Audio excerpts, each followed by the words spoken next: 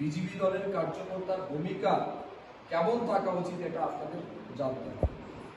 नदी ना पिए कभी अपना जल, वृक्ष न खाए कभी अपना फल, अपने मन को तन को धन को देश को दे दो दाने रे, वो सच्चा इंसान रे, वो सच्चा इंसान। অর্থাৎ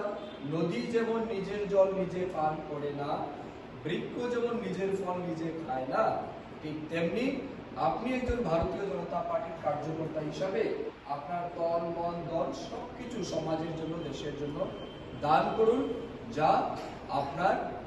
সঠিক পরিচয় এবং বিজেপি কার্যকর্তার এটাই আসল চরিত্র। যারা শুধুমাত্র যে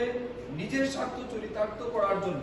আমার পরিবারের সুবিধাটা আগে লাগবে পরে আবার অন্য কিছু এরকম মানসিকতা দিয়ে যারা বিজেপি দল করে তারা খুব বেশি দিন বিজেপি দলে থাকতে পারবে না বা করতেও পারবে না। অর্থাৎ আপনি কখনো নিজের কথা বলতে পারবেন না, অন্যের কথা